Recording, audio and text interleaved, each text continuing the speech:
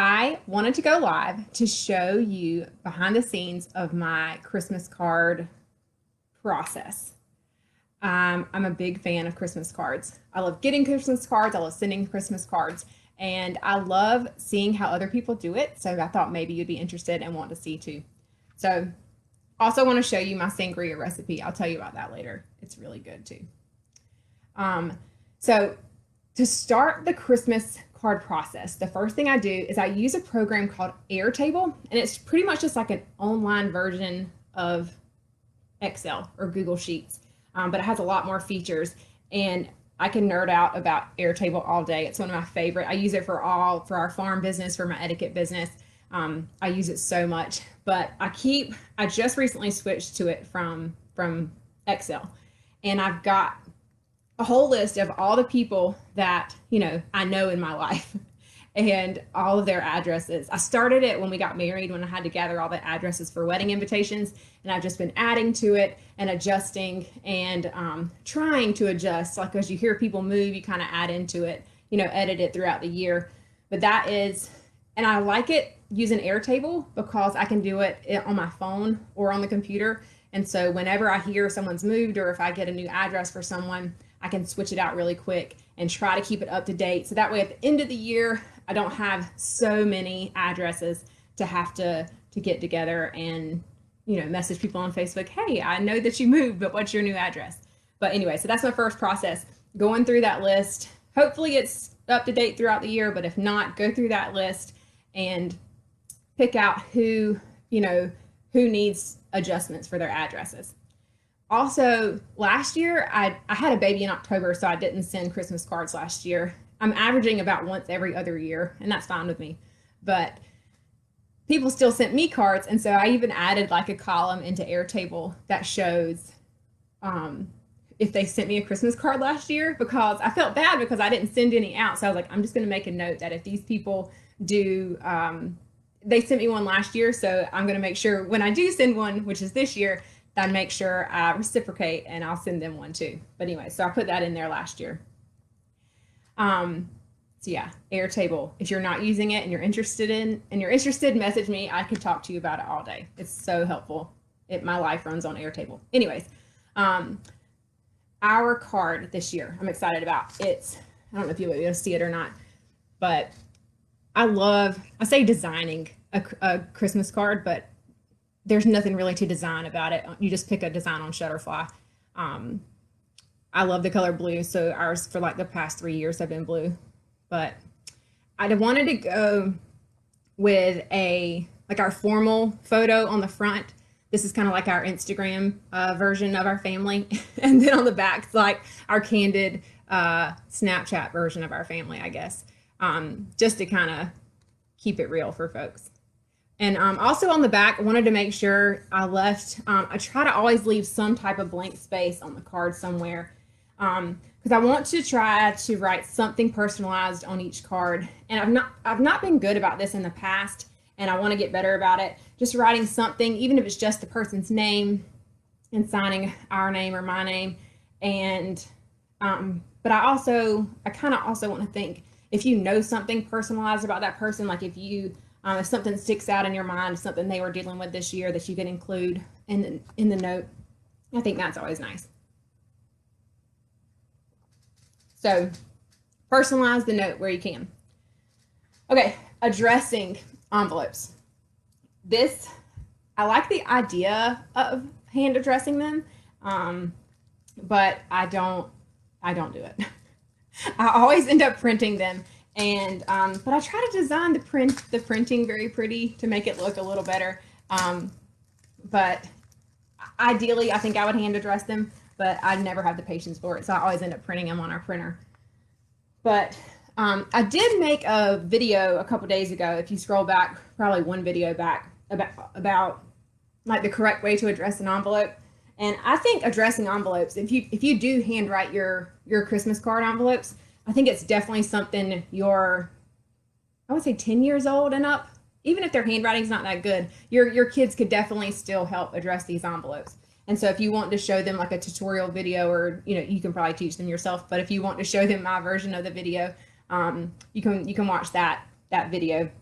about how to address an envelope, but it's definitely something kids can do, but bigger kids, I would say, not my kids. My kids are little, but if, like I say, if I had the time or if I had the patience is more like it, I would handwrite them all, but I'm going to print them all tomorrow, assuming my printer works, because right now it does not. So that's a big if. So yeah, envelopes are fun to address.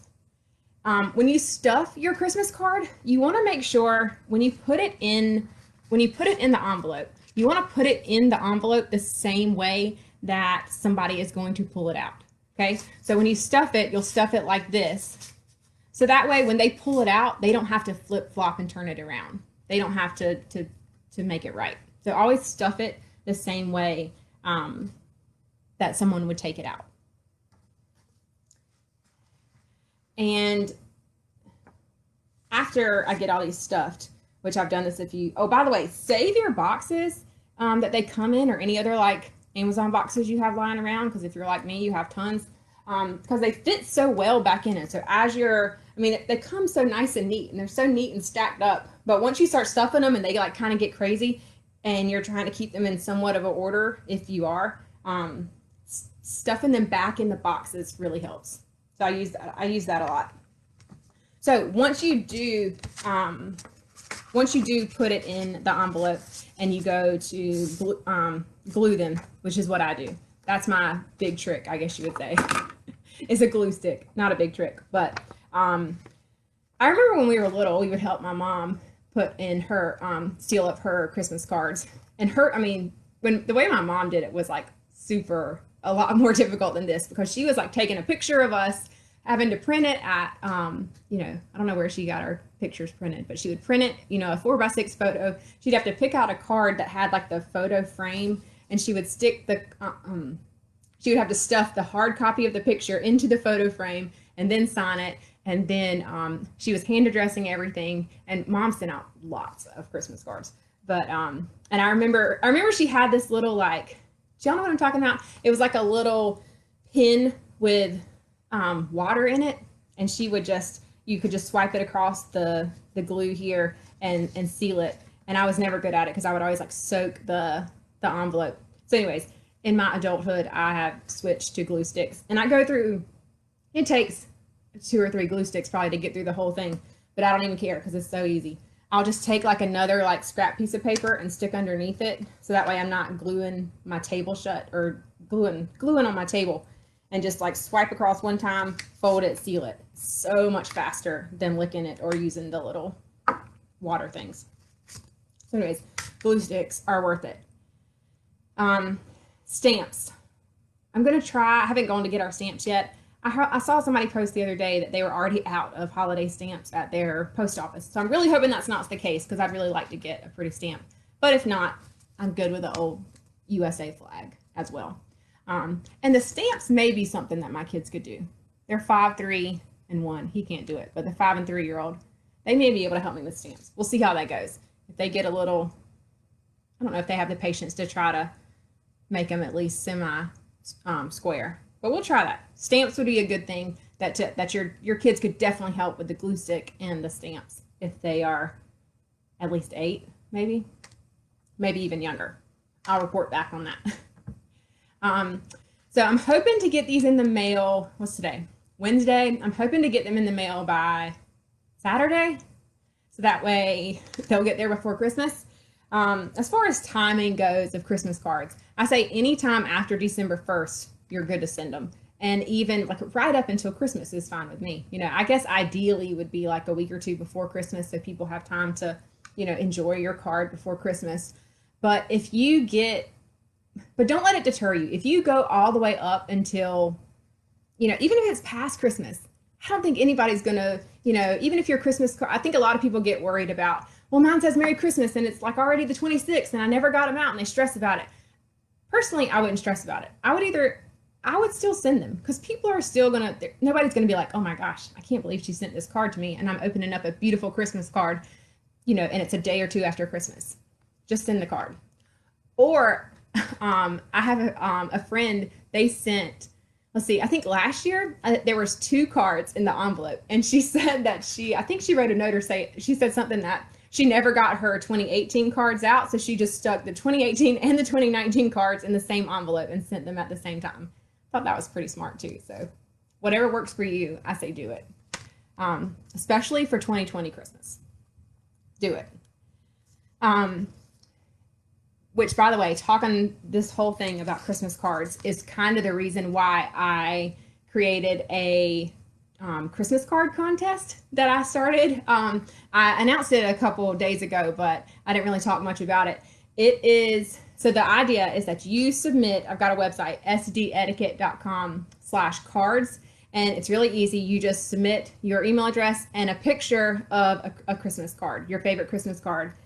It can be your Christmas card, your family's, or it can be one that you received this year, or it can be one of both.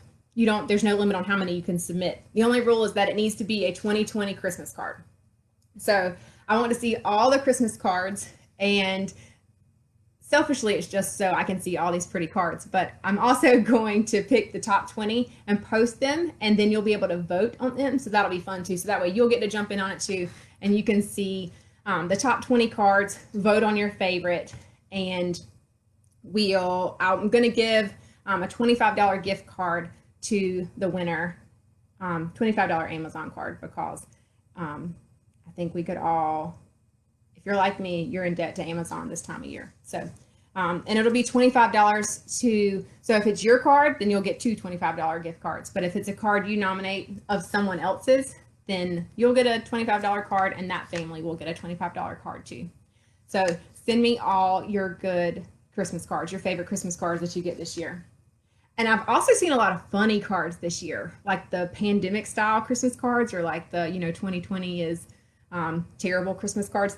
Those are funny too. So it doesn't have to be, obviously my style that I prefer is classic, but I also love like the quirky ones and the funny ones. So just whatever brings a smile to you this season, submit that, and that's what I want to see. So again, that's sdetiquette.com/cards. Okay. Oh, and so Saturday night is the deadline. So submit them all up through Saturday night, and then Monday I will get them all posted. You can start voting on them, and then Christmas Eve we'll announce the winner. So I'm excited to see them all. I've already gotten some, and they're so pretty. There's also good ones with pets. I like the we don't have any dogs right now, but all the Christmas cards with pets, they're fun too. Okay, so also Christmas Eve, if you're needing a holiday drink, this sangria is the holiday drink. I found it. I've always wanted to try an apple cider sangria, but I never have. I've always just kind of done like the fruity, grapey ones. But so this is, I made it last weekend, and the recipe said if you let it sit in the fridge that it would get better. And I was like, I don't know. I don't like to leave stuff in the fridge, but it's so true. It's going on. This is like day 6 that it's been in the fridge, and it's definitely better. So it is a bottle of white wine, 2 cups of apple cider, a half a cup of caramel vodka, which I had never heard of before, and it's delicious, and it tastes exactly like you think it would. And then the fruit that's in it is apples, oranges, cranberries, and a cinnamon stick, which I was a little nervous about that, 2 cinnamon sticks. But it's really good. It's not, it's definitely more of your holiday spicy type sangria, not as fruity and floral as other ones have been that I've tried. But that is kind of my process, and I'm really hoping that this live will motivate me to get through this stack. So check in with me in a couple days and hold me accountable and make sure that I'm making progress on this. Because what did I say? My goal was Saturday. Yeah, goal is to get them in the mail by Saturday. So got a ways to go for that, but I'm excited. I enjoyed this process, so it'll be fun. But hope you have a Merry Christmas, and I really hope you send me your Christmas cards or submit them to the contest so we can see them, and then maybe you can win a gift card. So Merry Christmas, and hope to talk to you soon. Bye.